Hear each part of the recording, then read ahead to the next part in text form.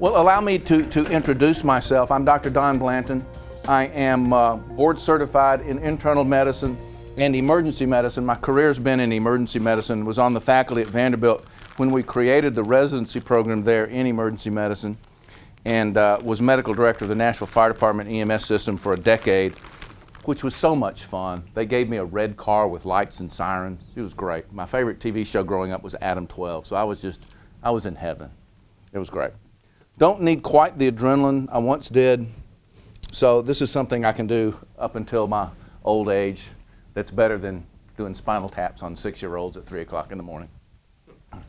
So I've been working the past couple years in the area of clinical documentation integrity, helping hospitals and their medical staffs survive all these changes that are going on that you've been reading about. It's been in all the papers.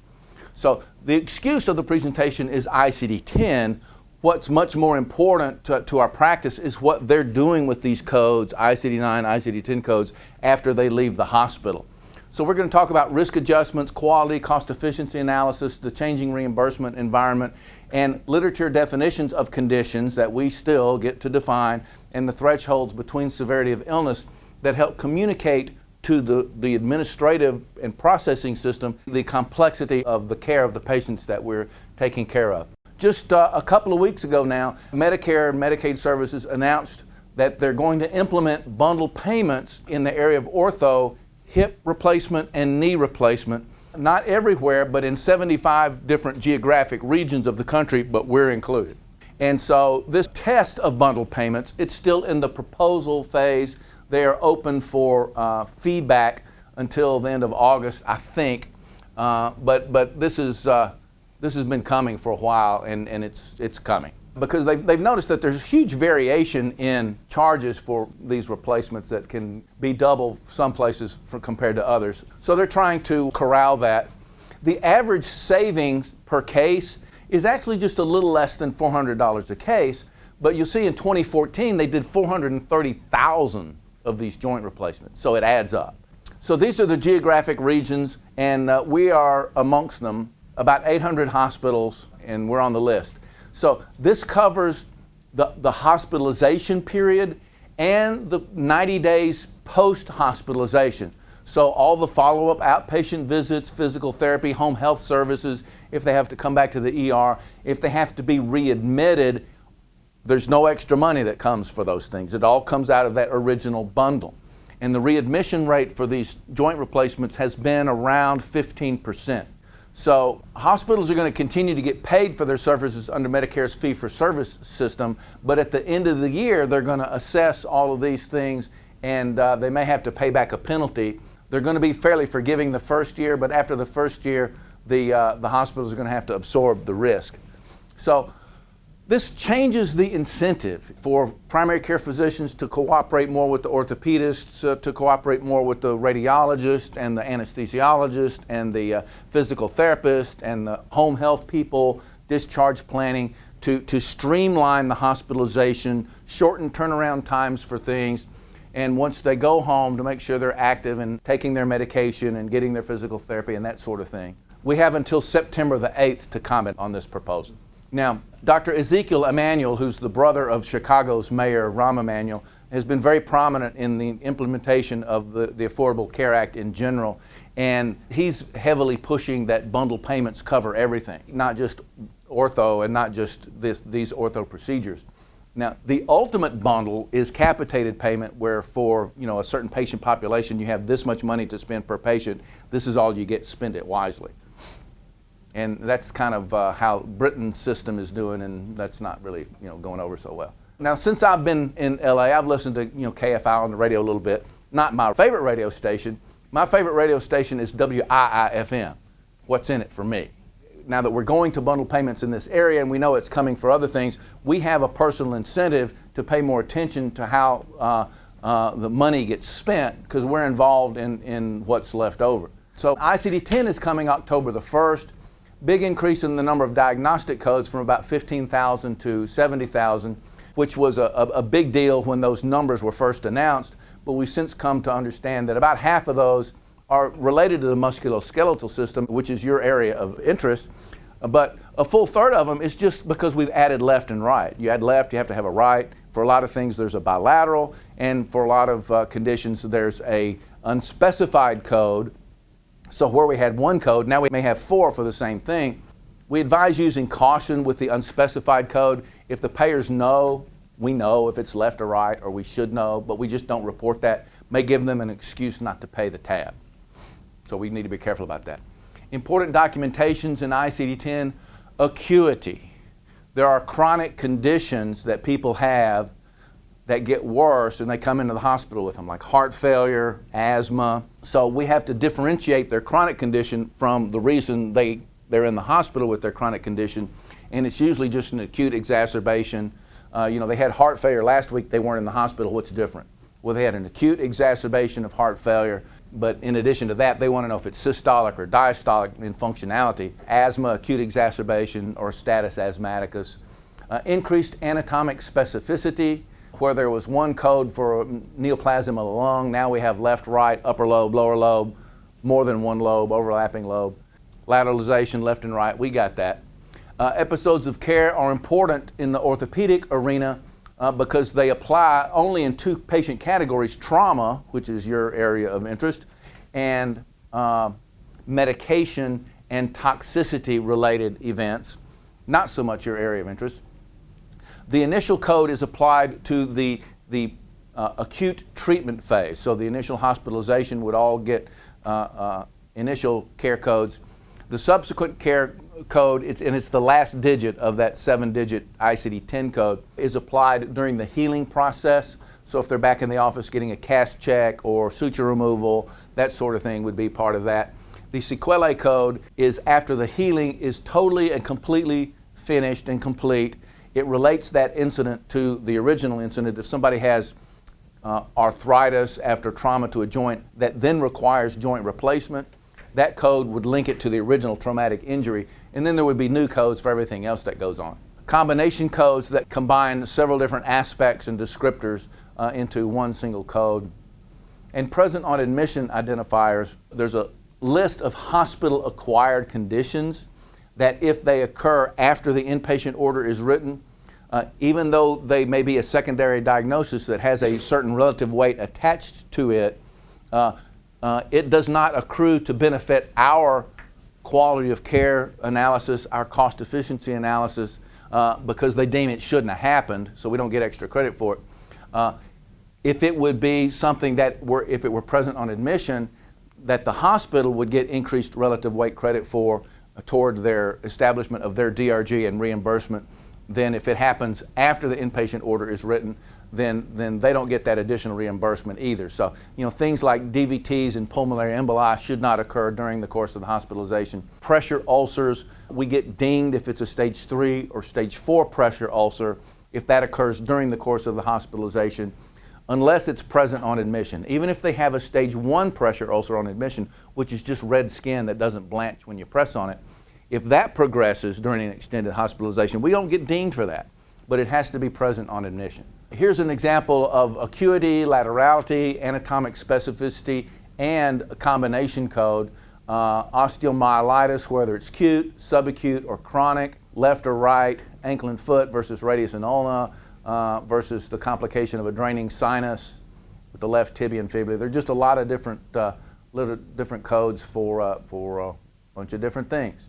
Even joint pain is a big reason that sends people to be referred to orthopedists. And so in ICD-9, this is a general equivalence mapping table. ICD-9 codes in this column and how they're described, ICD-10 codes in this column and how they're described, and whether it's an approximate match or an exact match, which we're not seeing here, or there are just so many options you really need to go look at the table. For example, so we've got left and right and unspecified here. We didn't have that in ICD-9, so none of those are going to be exact matches. We have this table available to you on the hospital's intranet dashboard, and it's downloadable. Please don't print it. It's like 2,400 pages long, but it's searchable. Up on the PDF, up in this corner, you can type like a bone or condition, and it will take you to that, and then you can kind of peruse that neighborhood to see what works for you. And so here's an example of osteoarthritis. There's a bilateral option for that diagnosis. So what we recommend people whose offices do their own coding is to take the first 10, or the top 10, 20, 30, 50, however many you want to look at, ICD-9 codes that you code out now, and use this table to see what you're looking at in the way of options in ICD-10. So come October 1st, you're not panicked to look all these things up. You can sort of gradually get familiar with it. And here's, even with osteoarthritis, we've got left and right and bilateral, but there's an option for an unspecified laterality, and we're concerned that if that's the code that gets reported, they just won't pay for it, because they know we know. Even sciatica has left and right-sided codes now. And again, there's an unspecified option. We just know your bones should shake when you see that unspecified option. And here's more about the episodes of care, the initial encounter, subsequent encounter during healing, sequelae after the healing process is complete. But we're also familiar with an initial episode of care code in the CPT coding system that describes a patient's relationship with you as a physician or with your office practice. This is different from that. CPT doesn't change. This is an ICD-10 code that describes the patient's phase of healing, not their relationship to the physician. And here's how these work. It's a non-displaced fracture of the first metatarsal bone, right foot, initial encounter. And then there are codes for subsequent and sequelae as well. And in addition to initial versus subsequent versus sequelae, in addition to left and right, there are different codes for routine healing, delayed healing, non-union, and malunion. So the options for coding just explode. Once we get used to it, it'll be fairly self-evident. And there's a table in the slide set in the handout. The full color PDF of this slide set will be available on the dashboard as well. And there's a table in there when we get to which we're not going to talk about today, the Castillo-Anderson open fracture classification and fracture classifications in general, that has it kind of laid out in a little bit easier to use fashion.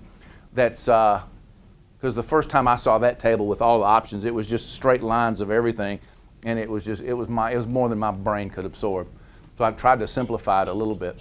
Now, one of the things when we order tests from the office in the outpatient setting, requests for blood testing or imaging, there have to be ICD-9 and ICD-10 codes that accompany that order that justify to the payer the medical necessity for that procedure. And this is a general equivalence mapping table again. When we get to ICD-10 and order specific tests, what the payers are going to do is backward map that to the test that they would pay for in ICD-9 to know what they'll pay for here. So it's going to kind of go back and forth. Most payers, California Medi-Cal has not said what they're going to pay for, what the medical necessity requirements for specific tests are yet. And they may never, and so it's just going to be trial and error. I mean, you submit codes to justify something, let's go, that's not medically necessary. And medically necessary, of course, is what the payers think is medically necessary, not what we physicians think is medically necessary. So we need to be as thorough and conscientious as we can to support the testing that we want done. So ICD-10 is coming October 1st. By law, every diagnosis has to be coded into ICD-10, regardless of where the diagnosis is made, inpatient, outpatient, and all those options. There is an ICD-10 procedural coding system that you probably won't ever have to worry about. You don't use it in the office setting, you don't use it for same-day surgery, you don't use it in the outpatient surgery centers. The ICD-10 procedural coding system is only used by the hospital for the procedure side of billing, only for inpatients. So CPT itself does not change. Now, with the caveat that if a patient undergoes a procedure in something other than an inpatient environment and then becomes an inpatient within 3 days of that procedure, the hospital has to bill the procedure in ICD-10, even though the procedure may not have been done at the hospital. They get to make the rules. So why do we care about this? Well, we're being graded now for quality of care and cost efficiency of care, and those assessments are increasingly available to the public. They've been available to insurers for a while. Back in November of 2013, there was even a big headline on the Drudge Report, which is kind of a centralized place to gather news, get linked to other news stories, that United Healthcare had dumped thousands of doctors off their provider rolls, just took them out of network. And it was all based on their assessment of the physicians not being cost efficient. They may or may not have been, but when we don't use the correct terminology that gives us credit for the patient's true severity of illness, it looks like we're spending this much, but they're just not that sick. So, and it used to not make any difference.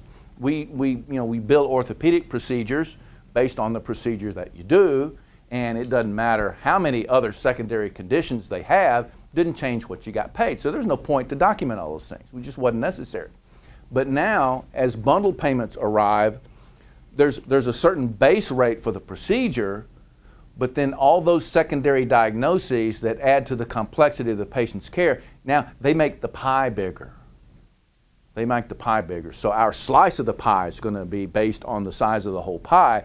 So now we're interested. Now we're interested. So that's why these things have become important to us. And these assessments are being increasingly linked to reimbursement, size of the pie, not just for Medicare, but private payers as well. So the concept of fee for service, with which we have been familiar now for, a couple of generations of physicians, is going away. They're going to base at least a portion of payments on quality, cost efficiency association through the physician value-based purchasing modifier. And they're all based on the ICD-9 and ICD-10 codes that describe the complexity and total severity of illness of our patients. And this information goes into the system through office records through the physician quality reporting system, and for hospitalized inpatients through the billing records. They're not looking at your charts.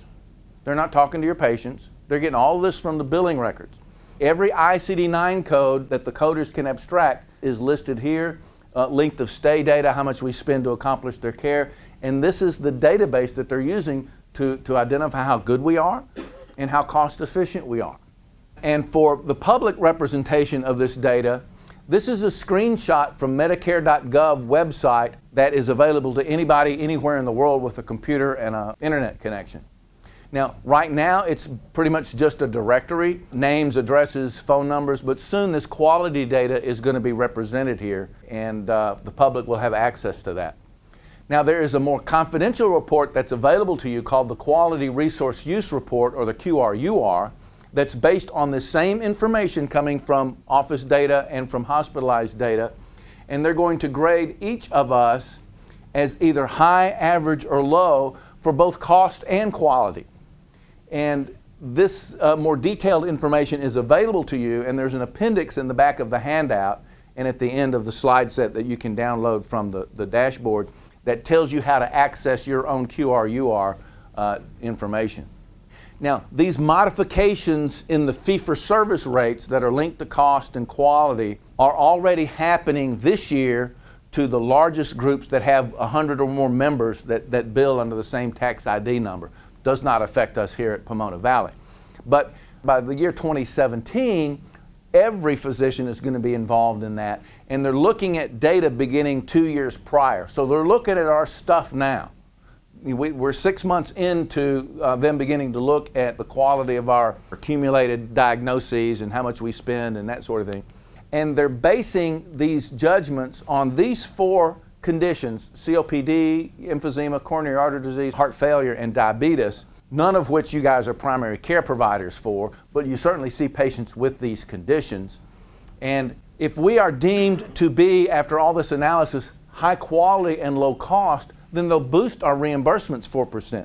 If we are, by corollary, deemed to be low quality yet high cost, we're going to be giving money to these guys over here. That's where the money's coming from. It's designed to be a budget neutral proposition, but the incentive is to be high quality yet low cost. And so the physicians that figure out this first are going to be in this category, and we'd like to be in that, understanding that we establish the quality of our care and the cost efficiency of our care by both the quantity of ICD-9 codes that we produce describing our patient's complexity of illness, and the quality of those codes that describe the severity of their conditions, and using the right words that we get credit for in the system from the administrative and bureaucratic side of it that physicians don't control at all. Now, starting in 2018, there's going to be this merit-based incentive payment system called MIPS, and all of us are going to get graded from 0 to 100 in these 4 categories: quality of care, meaningful use of electronic health records, use of healthcare resources, which means how much we spend on testing to accomplish the care we provide, and activities undertaken to improve clinical practice. So we're going to go from the previously described 4% possible boost and 4% possible hit to the law says not more than a 10% increase, but they can also ding us 9%. So if we have an office practice, the overhead of which is 50%, this could mean for these people an 18% drop in their take-home pay. I don't want to be in that group. Well, I don't want you to be in that group, and you're not going to be, because Pomona is providing this background information for you. Just some basic definitions so we can get into the clinical stuff. The principal diagnosis is that condition established after study to be chiefly responsible for occasioning the inpatient admission to the hospital. In other words, it's why they couldn't go home. It's why they couldn't spend a day or so in observation. And so it may not be the fact that they have asthma. It may be because they're in status asthmaticus or hypoxic in acute respiratory failure. And secondary diagnoses, also called comorbidities, are anything that requires clinical evaluation, anything that requires testing or therapeutic treatment, diagnostic procedure, anything that extends the length of the hospital stay or requires increased nursing care or monitoring. And of course, the big thing that drives things in your area is the procedure. Big orthopedic procedures drive the DRG in most instances. So it's these 3 things, the principal diagnosis, secondary diagnosis, and procedure, that come together to make up the DRG, which determines how much the hospital gets reimbursed. We used to not care about that because that was just the hospital. I mean, we care, but we don't care. That's just the hospital. Well, but now these components that make up the hospital's DRG are also the components that establish our patient's complexity of care, severity of illness, that goes toward these evaluations that come back to us and that are going to affect our bottom line revenue. So now we care. Risk adjustment is basically why life insurance policy for a young kid costs less than for an older person my age that smokes 3 packs of cigarettes a day. And so we're interested in risk-adjusted outcome. Think grading on a curve. So when we take observed outcomes and compare those to what's expected, then we get the risk-adjusted outcome. And we can look at anything: mortality, length of stay, how much we spend on medicine, how much we spend on imaging, post-op infection rates, readmission rates, and that sort of thing.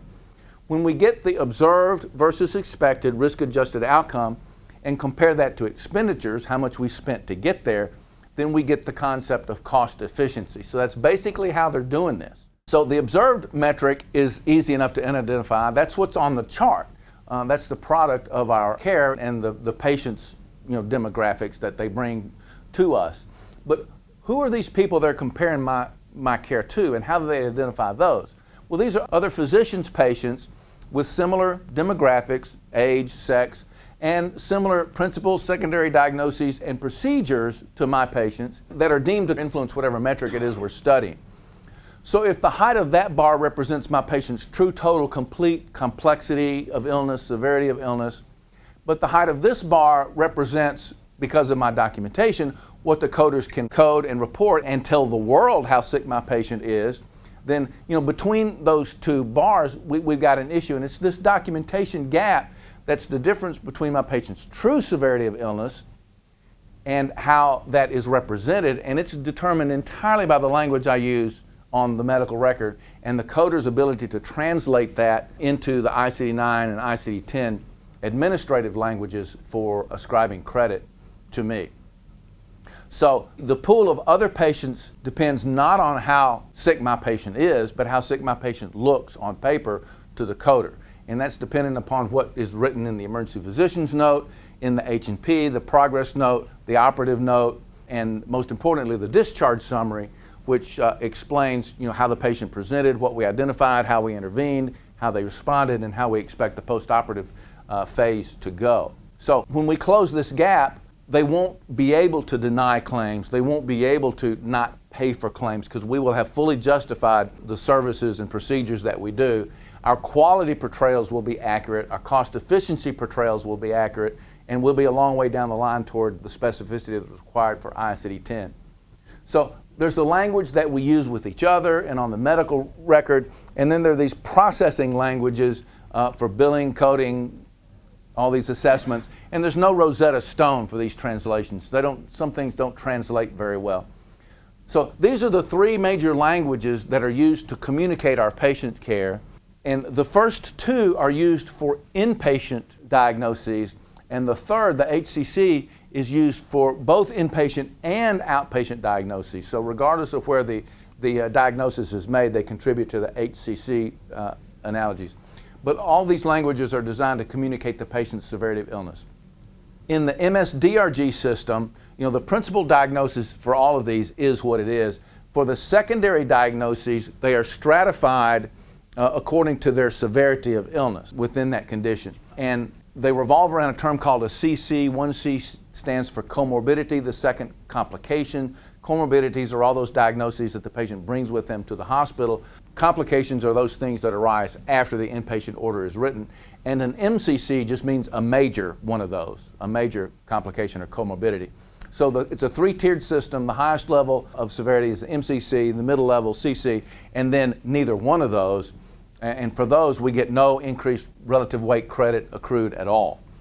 In the APR-DRG system, two categories, severity of illness and risk of mortality. This is the system that Medi-Cal uses, and it's a bit more refined, hence the name refined in it, because within each of these two categories, there are 4 options, numbers between 1, not very sick, and 4, highest level of severity of illness and highest level of risk of mortality. And in the HCC system, every secondary diagnosis has a fraction of a number that describes its severity of illness, and you add all those fractions together, and the total number gives you a sense of how sick the patient is. And these are also called outpatient DRGs because these determine inpatient funding for Medicare patients, and many of the privates use MS-DRGs. Medi-Cal uses this for inpatient reimbursement, but the HCCs are involved in outpatient care as well. Now, within the MS-DRG system, there are terms for which we get no credit, there are terms for which we get a little credit, and terms for which we get great credit. And we may be talking with ourselves and to each other about the same condition, but they assign different relative weights. These are two of my favorite terms in my more than quarter-century practice of emergency medicine: altered mental status and unresponsive. I had no idea I was getting no credit for use of those terms. These are just symptoms. They don't tell you what's going on. They don't give you a clue what's going on. But when we define the altered mental status as a delirium or a psychosis, that's more specific. We get increased relative weight for that. If their mental status is altered and manifested as a delirium because their sodium is 110, well, then that's a metabolic encephalopathy. When we use the term metabolic encephalopathy, huge amount of weight, huge amount of weight. Same patient, same doctor, same nurses, same length of hospital stay, same amount of money we're spending on their care.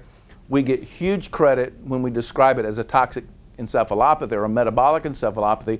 We get no increased credit when we just say altered mental status. Similar thing with the cardiologist and heart failure. Just by calling it what we used to call it for so many years, CHF, no increased relative weight for that. They had heart failure last week, they weren't in the hospital. They want to know that it's an acute exacerbation.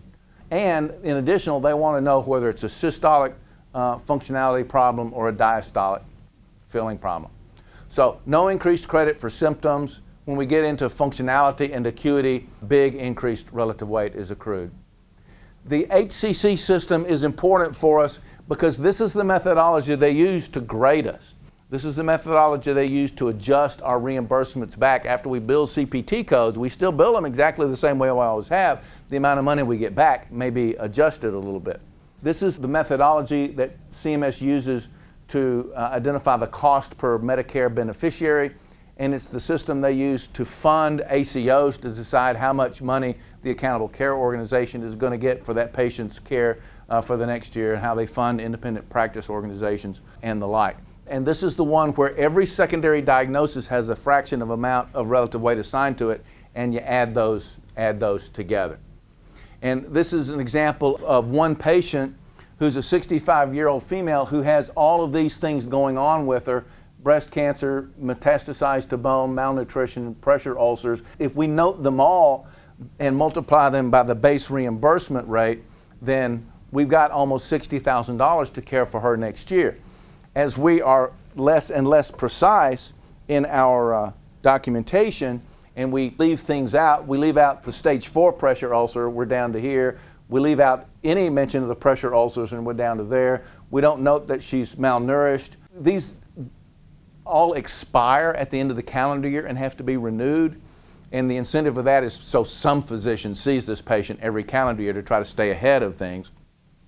If that doesn't happen, all we get reimbursed for is the rate of the base rate, which is 0.3 times the $10,000 base rate, and so we'd have only $3,000 to care for her next year. Now, if something happened to her, she'd get the care, and that would have to, suck money from some of these other people that are funding into the ACO, but it means there's less money at the end to distribute to all the stakeholders and pay salaries and stuff.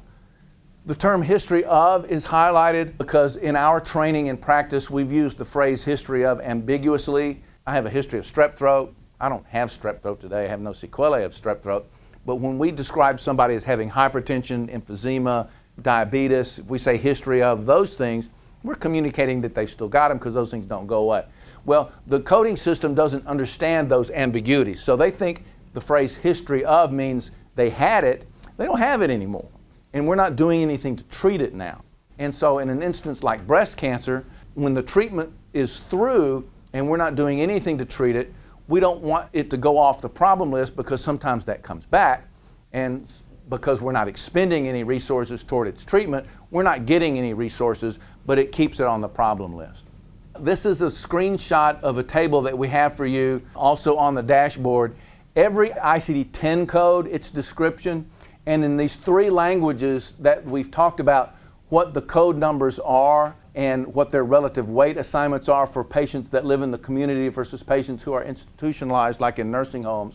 In the MSDRG system, whether their secondary diagnoses are classified at the level of credit of a CC, an MCC, not depicted here, or neither one, and in the APR Medi-Cal system of descriptors.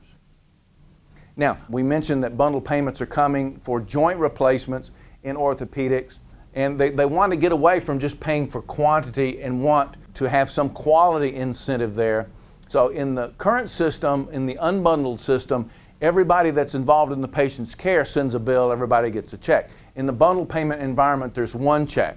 During prototype years of study of this, it covered the first 30 days of discharge, but now for the knee and hip replacements, it covers the first 90 days and has to include the readmissions as well. Now, there's been studies of these for the past 3 years, and a lot of orthopedic procedures have been involved in this, and a number of hospitals are thriving under this. They're doing very well. And it's just made them more efficient and more practiced and more thoughtful about coordinating the different services. Now, this is a table of a study of bundled payments, and this is the baseline period. This is when they knew it was coming but weren't trained in it, and this was the intervention period. And these are people who got bundled payments, and these are people who just were winging it on their own. And there was a modest improvement in reducing expenditures. It still costs a fair amount of money to do these things, but they were able to cut the costs fairly significantly. And not only that, they pretty significantly lowered their readmission rate. So the quality of care and outcomes actually improved with this, even though they were spending a little bit less to accomplish it. So here's an example of how this is a revision of knee or hip replacements, and this is just no secondary diagnosis of any relative weight. Increased relative weight at the middle level of a CC, and then major increased relative weight. And you can see how the relative weights go up with that. With a major CC, it almost doubles, and the reimbursement almost doubles as well. So what are some of these secondary diagnoses that we can use to when we see them and acknowledge them and document them appropriately, we can get our appropriate relative weight. Now, in an elective surgical procedure, it's going to be hard to get a major CC because if they were that sick, they probably wouldn't be getting the elective procedure. But if somebody is severely malnourished, then that is a secondary diagnosis at that level. But any level of actual documented malnutrition is a secondary diagnosis at an increased level. And in your appendix is some background information about the new Aspen criteria for diagnosis of malnutrition. The dietitians can be all over this. You don't have to worry about diagnosing malnutrition. You just send the dietitians to them, and if they're malnourished, they will tell you if it's mild, moderate, or severe, and all you have to do is add to your problem list and the discharge summary, mild malnutrition, moderate malnutrition, and then we get increased credit for that. Acute blood loss anemia, if the hematocrit drops 20%, if the hemoglobin drops by 2 or more, or if you transfuse 2 or more units of blood, each of those meets the criteria. Acute blood loss anemia does not automatically code as a complication. There are some procedures you expect to have acute blood loss anemia at the end of it. To do a hip replacement, it's expected to lose about 1 liter of blood. And with C-sections, not your area of interest, but they expect to lose about 1 liter of blood as well. So you can diagnose acute blood loss anemia, and it doesn't hurt you as an individual, but it helps you establishing a secondary diagnosis. So your relative weight goes from 2.6 to 3.2, which accrues to your establishment of quality of care, cost efficiency of care. If you have a patient that has heart failure, not history of heart failure, but heart failure, if you're doing an elective procedure, if they're in an acute exacerbation, you're going to postpone the procedure. But if they have heart failure and it's not decompensated, you still get extra credit for that secondary diagnosis. If you have a patient that's a smoker that gets symptomatic when they're not smoking, they're jonesing, they want to go out for a cigarette, or you're having to prescribe Chantix or nicotine patches, or they're chewing nicotine gum, they're treating symptoms of withdrawal. When we note their symptoms of nicotine dependence and withdrawal, we get extra credit for that. And here's just this top example, how this patient getting a joint replacement has a remote history of HIV positive, so that's documented. But the coders noticed that during a previous hospitalization, they actually had an AIDS-defining illness or a CD4 count that was low enough to qualify as an AIDS-defining CD4 count. So these people are on their antiretrovirals for the rest of their lives. AIDS has just become another chronic illness. They need to be careful crossing the street because they're going to be more likely to die of getting hit by a bus than dying of a complication of AIDS. But when somebody is being treated with a medication for a condition, we can still diagnose that condition even though they're not symptomatic of it. For example, if I have diabetes and I'm taking glyburide, my blood sugar is normal, my hemoglobin A1C is normal, I still have diabetes. If I have hypertension and I'm taking medicine and my blood pressure is normal, my LV size and function is normal, I still have hypertension. Even though this person had AIDS, but they're totally asymptomatic of it now, we're still treating that, so we still get credit for that condition, but we got to write it down. We got to write it down. So my partner, Dr. Kennedy, created this mnemonic to try to help remember all this. This information's in our head. We learned this. We know this stuff. We're just not accustomed to having to spit it back out on the piece of paper. We're victims of our own efficiency and experience. But we're being challenged to describe a few more of the trees now to justify calling it a forest.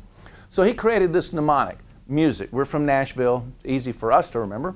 The M stands for manifestations, presenting signs, symptoms, syndromes. U, the underlying cause. S makes us pause to ask about specificity, left and right, bilateral, or severity. I, instigating causes. What set the patient up for this? What made them more likely for this to happen? Consequences or complications. So when we identify a condition and plug it into this and then think about the other components, anytime we can link condition and cause and consequence, caused by, due to, resulting in, then we almost always get increased credit for that. So here's how this works in just a very simple example. Manifestation of hip pain and inability to bear weight. They fell from standing was the underlying cause.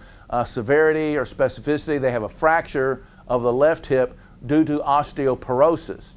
Instigating, precipitating cause, well, they're malnourished, which has caused generalized weakness, resulting in an interthroat pathologic fracture due to osteoporosis.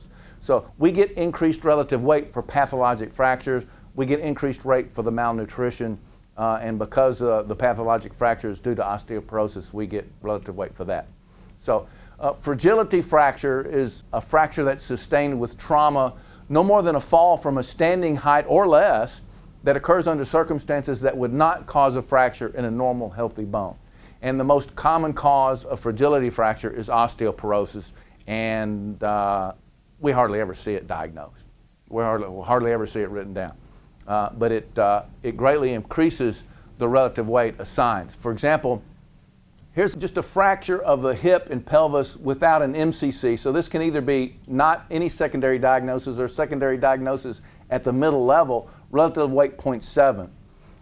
But if we have a pathologic fracture like osteoporosis with a CC, the relative weight is much higher.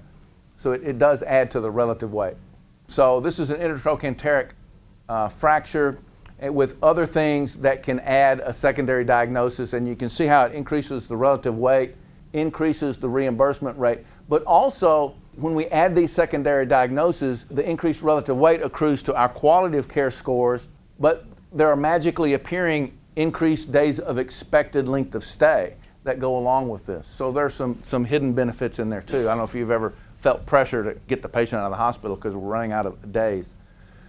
So we talked about terms that we don't get credit for, just the old-fashioned CHF, heart failure with normal or reduced ejection fraction, which is terminology that the cardiologists like to use.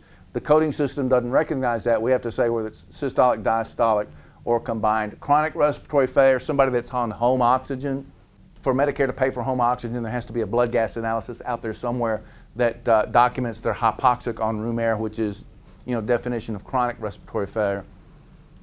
So these secondary diagnoses make a big difference now. Now, some rules to just kind of help make sure we get credit for all the conditions that we identify.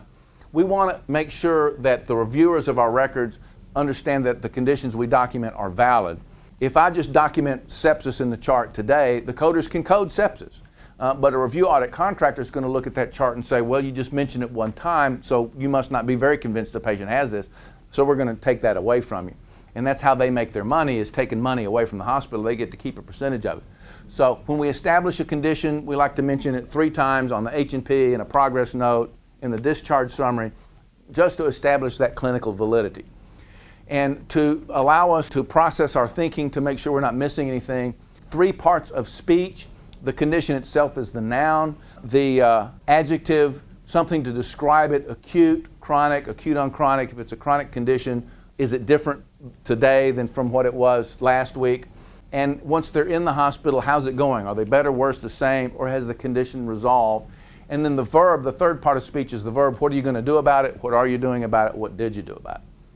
And then third rule of 3, once on the problem list, always on the problem list. We don't want to forget things and leave them off the discharge summary.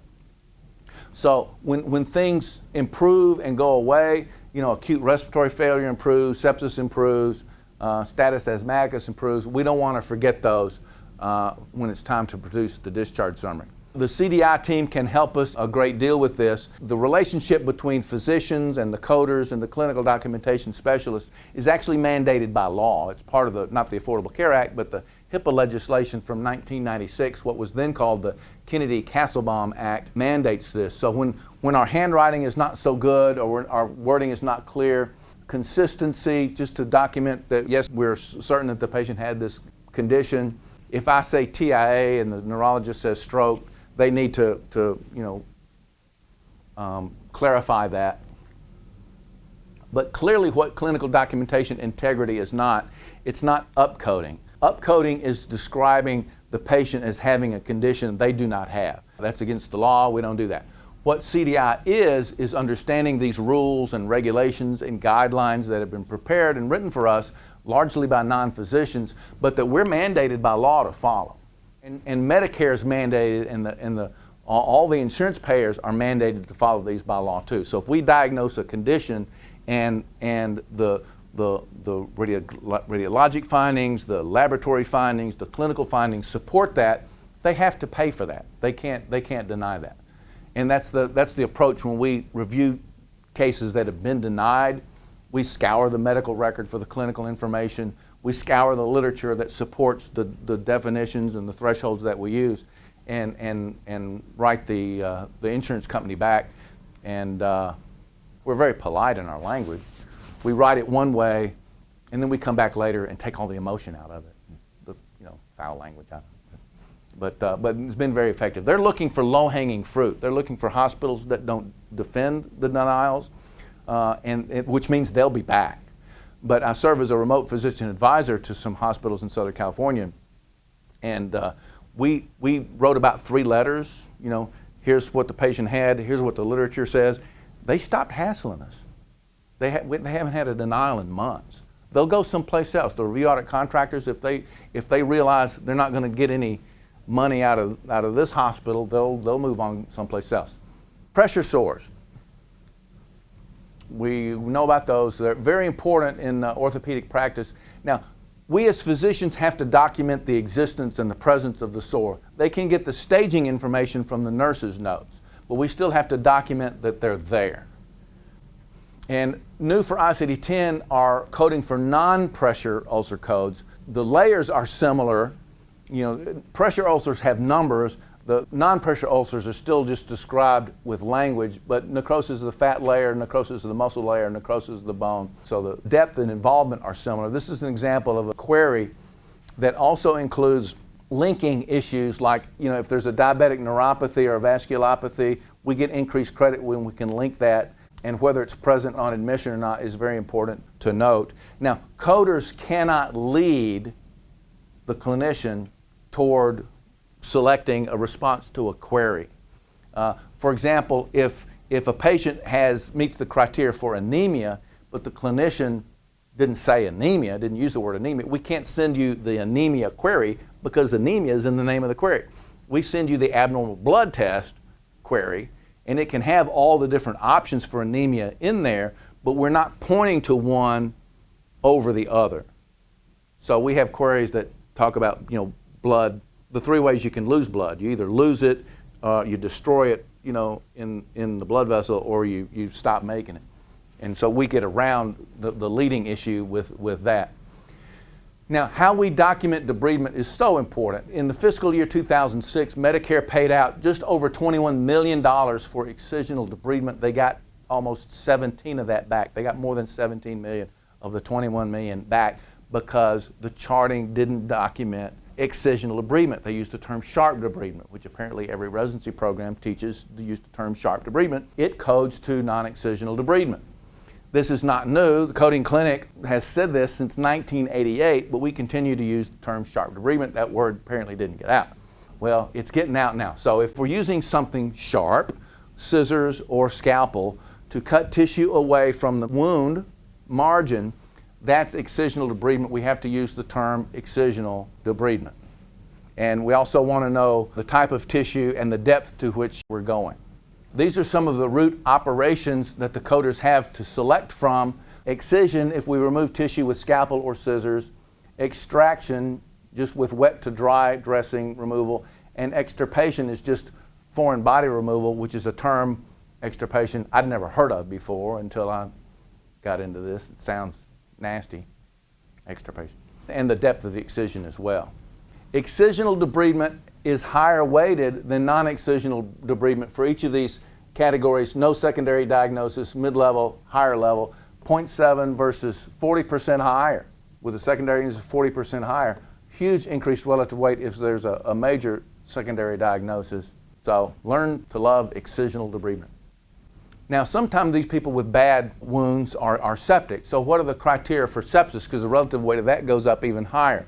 Well, they have to have an infection that's either documented or suspected, and some of these criteria, which we mean more than 2, temperature too high or too low, tachycardia, tachypnea, altered mental status, which we already understand is not adequate.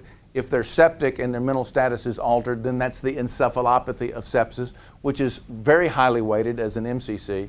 Inflammatory variables, white count too high or too low, increased band forms, elevated CRP or procalcitonin, but you don't have to have a positive blood culture to diagnose sepsis.